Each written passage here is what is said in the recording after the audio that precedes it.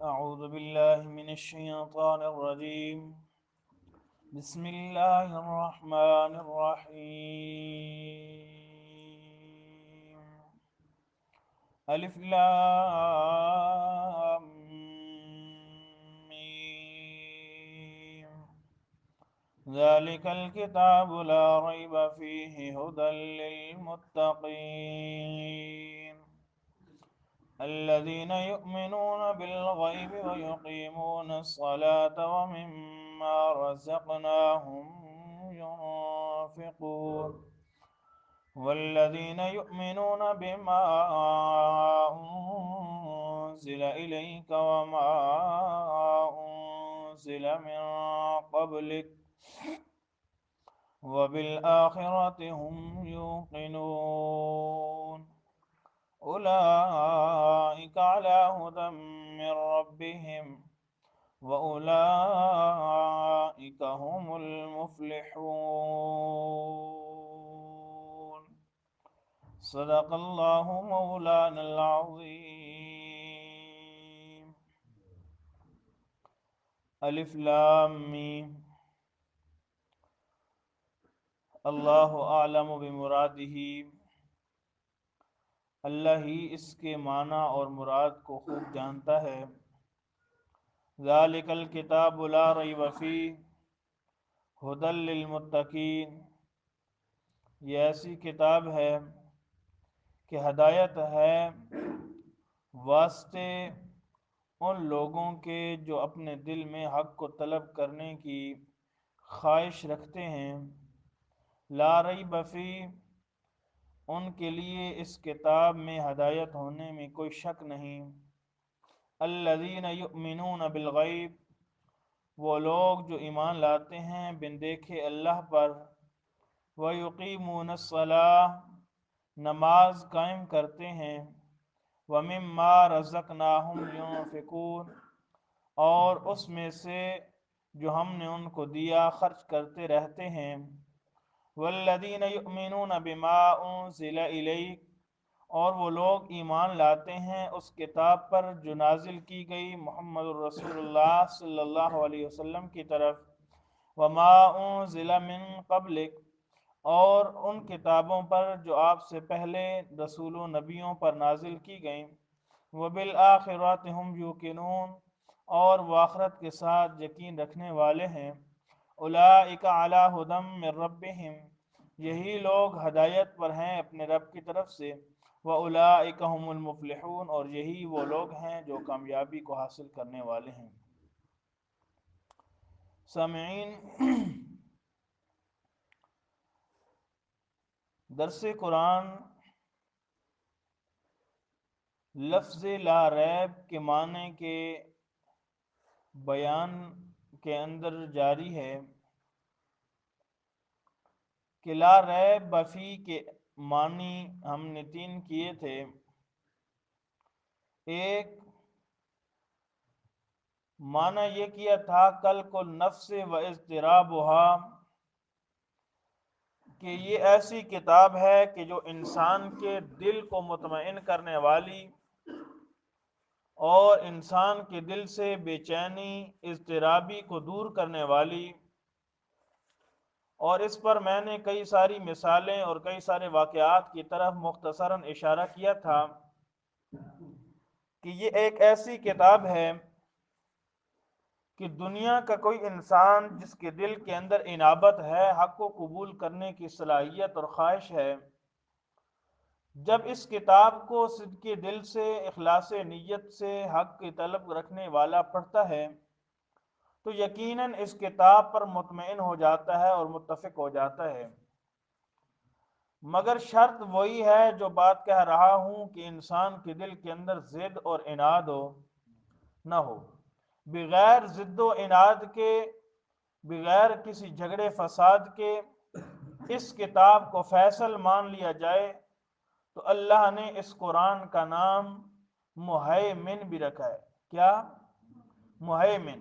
انا انزلنا الیک الکتاب بالحق مصدقا لما بین یدیہ، اور اس کتاب کو اللہ نے مہیمن یعنی کنٹرول کرنے والی، ساری کتابوں کے اوپر کتاب، سب کی سچائی، سب کے احکام، سب کے اعتقاد کی جو اصل ہے تو وہ یہی کتاب ہے۔ دنیا کی ساری کتابیں، چھوٹی ہوں بڑی ہوں، سائنس کی ہوں یا جس مرضی مضامین اور چاہے جس مرضی چیز کے اندر لکھی گئی کتابیں ہیں، ساری کی ساری کتابوں کی اصل کتاب ہے تو قرآن مقدس ہے۔ اس لیے فرمایا کہ یہ ایک ایسی کتاب ہے کہ یہ انسان کو اپنے اوپر اتفاق کرنے کی دعوت دیتی ہے کہ اے لوگو آؤ مجھے پڑھو اور میرے اوپر اتفاق کر لو۔ اور یہ کتاب انسان کو ایسا متفق اور مطمئن کرتی ہے کہ انسان پڑھا لکھا تو پڑھا لکھا ہو جائے، اگر جاہل آدمی بھی اس کتاب کو اس لیے پڑھتا ہے اور غور و فکر کرنے کے لیے پڑھتا ہے تو اللہ نے اعلان کر دیا وَلَقَدْ يَسَّرْنَا الْقُرْآنَ لِلذِّكْرِ فَهَلْ مِن مدکر۔ اور لوگوں ہم نے اس قرآن کو آسان کر دیا اس شخص کے لیے جس کے دل کے اندر یہ بات ہے کہ میں قرآن کے اندر غور و فکر کروں، لیکن شرط یہ ہے کہ انسان کا دل کیا ہو؟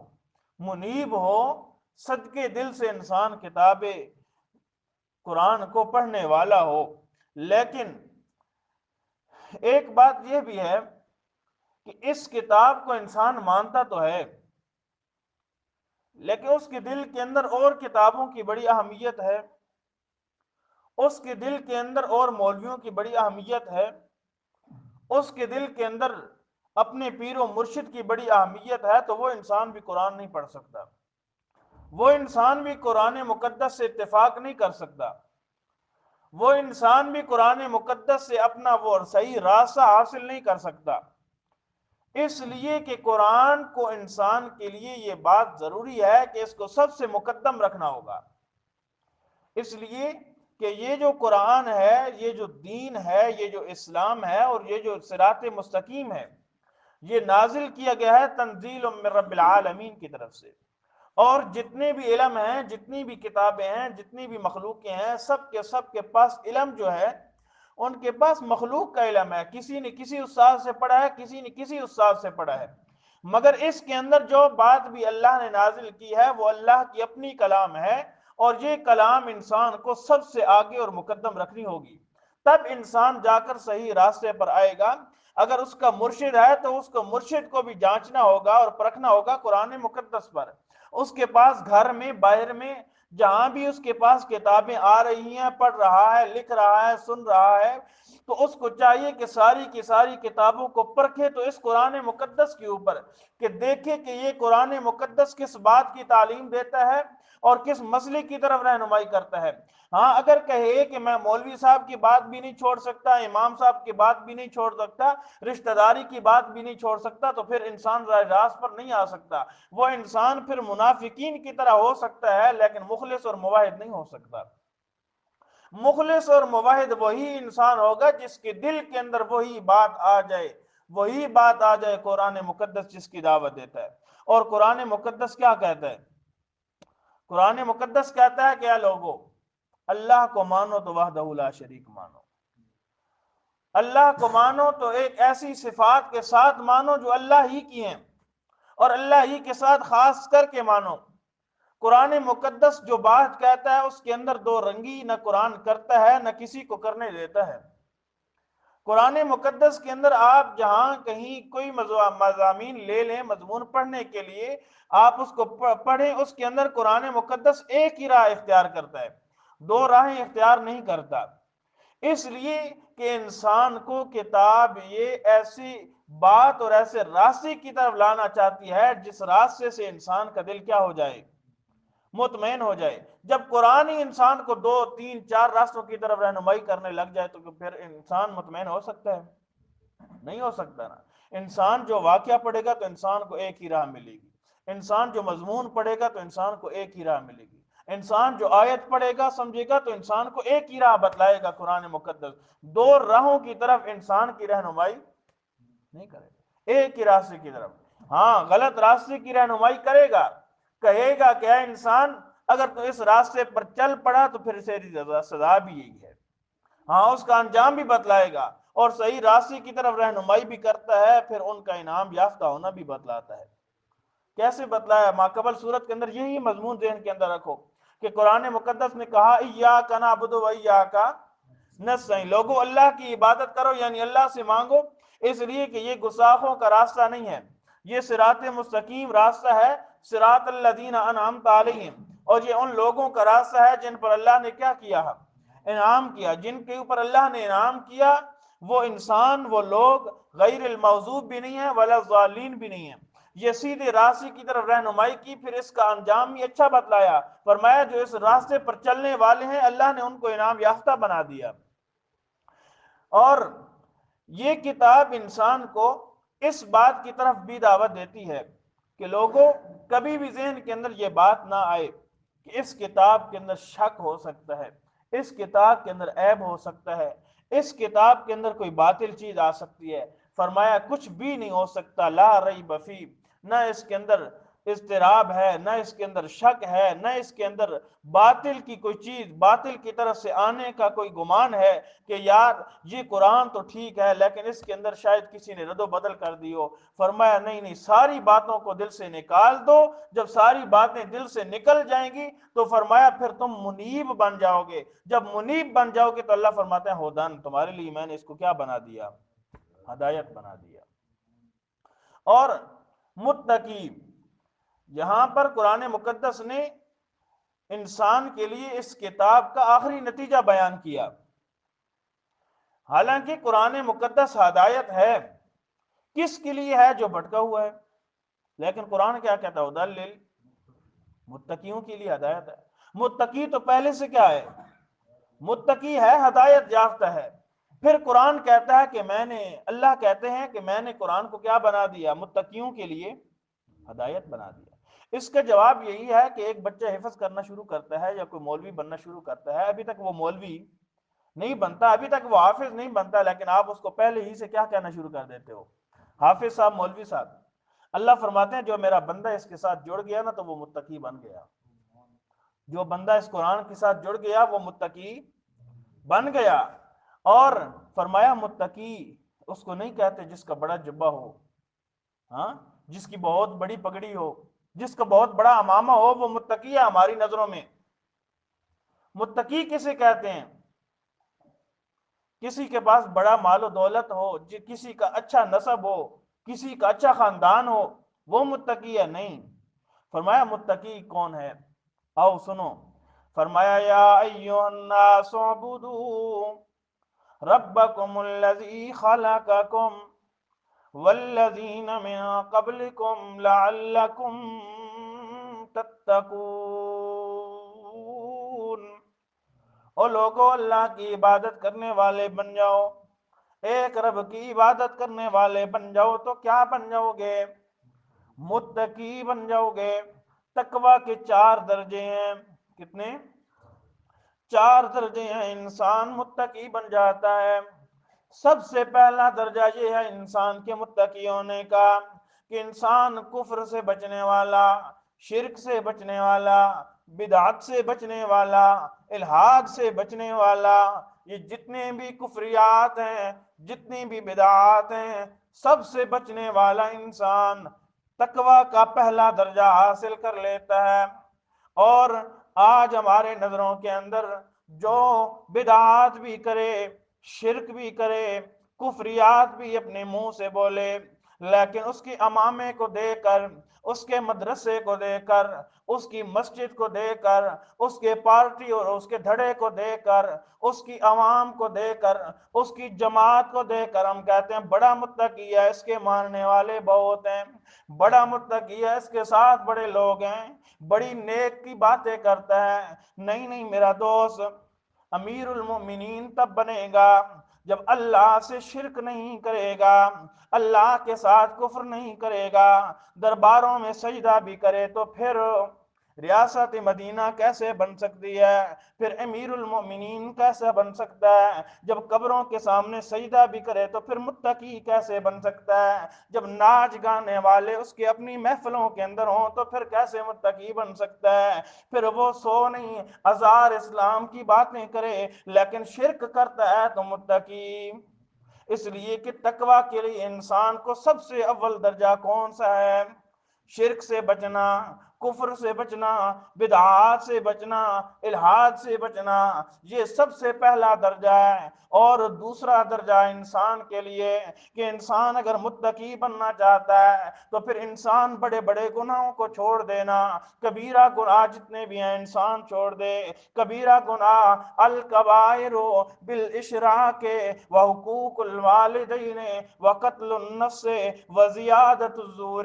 حدیث پاک کے اندر مختلف حدیثیں آتی ہیں، کسی کے اندر 5 گناہ کبیرہ ذکر کیے گئے، کسی کے اندر 10-12 ذکر کیے گئے، لیکن موٹے موٹے جو بیان کیے گئے وہ یہی ہے نا کہ لوگوں اللہ کے ساتھ شرک نہ کرو، جھوٹی قسمیں نہ اٹھاؤ، اپنی اولاد کو بغیر وجہ کے اور اپنی اولاد کو قتل نہ کرو، اور زنا نہ کرو، شراب نہ پیو، جہاد کے میدان سے نہ بھاگو، اور کئی سارے قسم کے کبیرہ گناہ اللہ کے پیارے پیغمبر نے اپنے فرامین کے اندر بیان کر دیے۔ فرمایا او لوگو اگر تم نے متقی بننا ہے، اگر تم نے تقوی اختیار کرنا ہے تو سب سے پہلا درجہ کہ انسان کو شرک کرنا چھوڑنا پڑے گا، شرک کو چھوڑنا پڑے گا۔ دوسرے نمبر پر انسان کو بڑے بڑے گناہ چھوڑنے پڑیں گے۔